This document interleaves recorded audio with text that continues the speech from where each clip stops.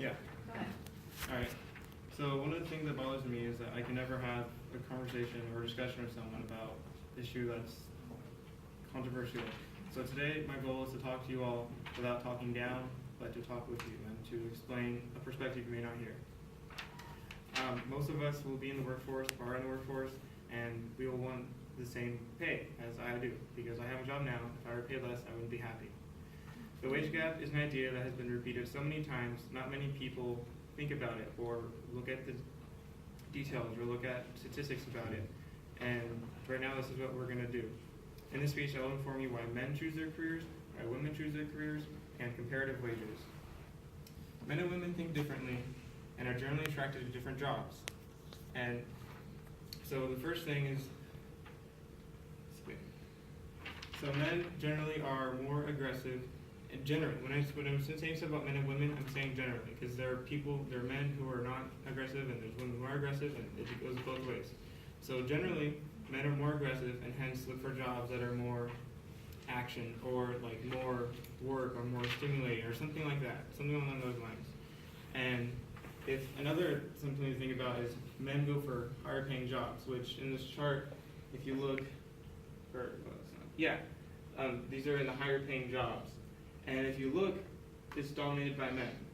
Not because it says no girls allowed, but because more men tend to go after this job. It's more desirable to men. And then another something to think about, I don't have a chart for that, is that men also don't take as much time off. But again, this is generally. Men, they don't always, in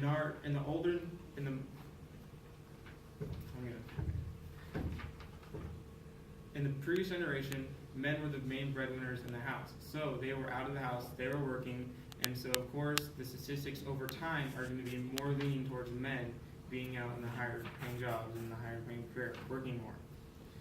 And then next is women tend to pick jobs that are service oriented, and that is like jobs in education and nursing and things like that, because that's more appealing to them because of flexible hours, and it's just something that's just like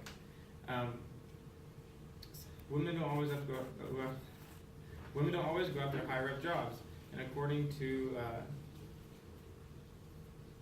careernews.com, women don't up to lucrative jobs if it means, okay, I'm sorry, I'm really nervous, this is, okay. Even when they pick a high-paying major, women don't move up to a lucrative job it leads to. Math majors can get paid pretty well, and 40% of them are women, but female majors generally become teachers or apply for low-paying positions, like the nonprofits or the academic institutions. And that's an example of women going into the academic field or the educational field. And another generalization, but it has been shown over like in the past generation, and it's still slightly true in this generation, is that women don't go after jobs or promotions that take them away from family. Women have been they have been at home with the kids, and when they do work, it's part-time or it's not full-time, which there are women who do, but we're looking at this overall, a lot of women split time between work and home. And so, and then right here, the average man spends 14% more time at work, and that means women don't spend as much time at work in general. And so there's that. And then my last point is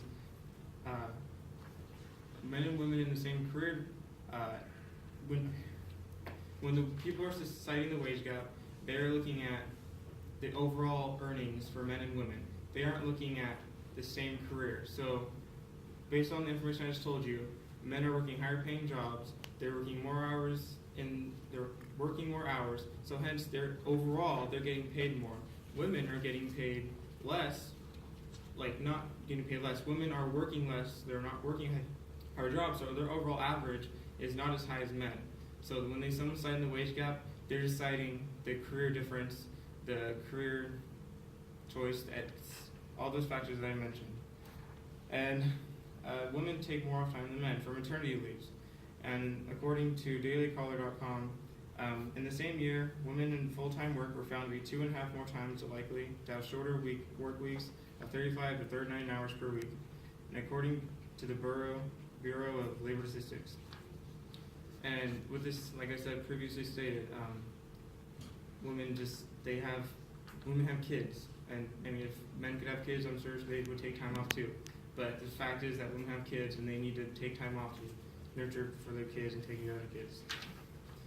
And to conclude, in this speech, you learned about why men choose their careers, why women choose their careers, and comparative wages, and why that matters.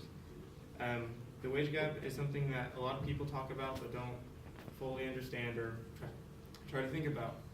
What this whole topic should make you think of is when you choose your career, consider the pay. There's obviously, you think of something you want to do, but if something you want to do is not a guaranteed job, or if it doesn't pay well, if you won't be able to sustain yourself, you should consider choosing a different career.